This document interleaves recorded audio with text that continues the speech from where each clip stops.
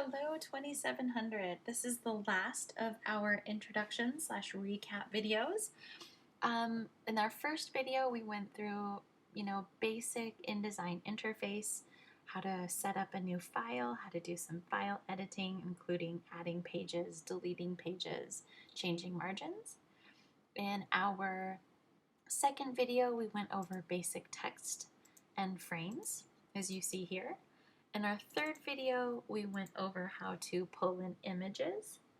And the last video that I'd like to do, it should be a quick one, is how to save this as a PDF. In our class, I will rarely ask you for the actual InDesign file, because in order for me to properly look at your InDesign file, I need your InDesign file, all of your fonts, and all of your images.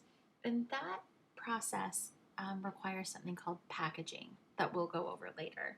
But for now, in order for me and your classmates to see your work properly, we are going to export a PDF. So you can hit Command E or Control E, and that will pull up the export menu. I'm going to hit Escape and show you that one more time. You can either go up to File, Export, or Command or Control E. So again, File, Export, Command, or Control E. I almost always do the Command E. And what it's going to ask you is, first it's going to say, what file format do you want? So this is down here. It's going to be really similar in Windows. It's going to be down towards the bottom.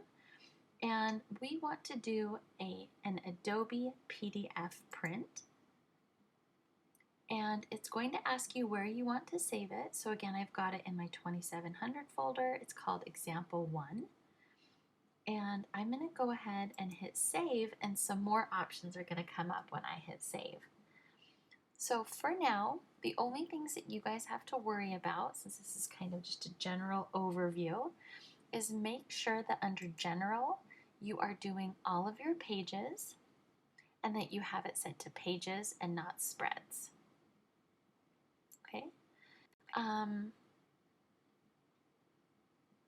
then under compression, just make sure that this is set to maximum and maximum. If you do minimum, everything will look pixelated. It'll definitely take down the image quality.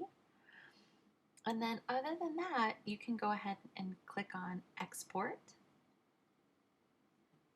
and it will save that file for you. So this was a really quick one. If I go into my Finder, I can see that there's already the example 01 created here. And if I open it up, and I apologize if this takes a really long time, my computer's being so slow tonight, but you can see what that file looks like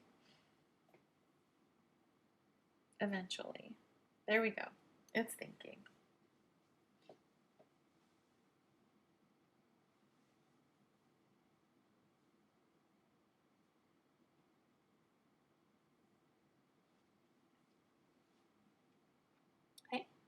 So this is great because as a PDF, I will be able to see all of the fonts that you used. And in addition to that, if you had any images on here, my images are towards the end of the file.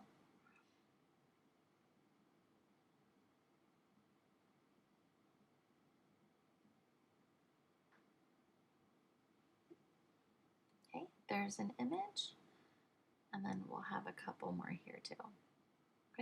So it'll get everything nice and compressed for me so I can see everything as it was supposed to be seen. So that is essentially what I'm looking for your branding layout.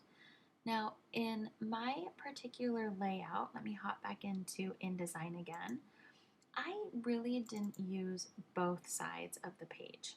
So for example, I didn't set it up to be like a booklet. Oh, my poor computer. It's telling me that it's time to go to bed, y'all. I'll give it just a sec.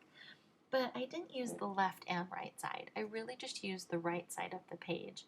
So if that's the case, you can really switch to a single page layout if that makes it easier for you. And then when we review them in class, you might have to skip some of the blank pages. I don't know if InDesign's going to come back up for me, but that's really it. That's all I wanted to show you. So to save your file as a PDF, it's actually an export. So it's Command or Apple E inside of InDesign. Make sure that you use Adobe PDF Print, and make sure that you're saving the pages and spreads for now. We'll do spreads a little bit later, but that's it for our intro. I hope that that's enough to get you started. If there's any specific questions you have, please let me know and I will address them in class and make sure to record the lecture so you have your answer. Thanks again.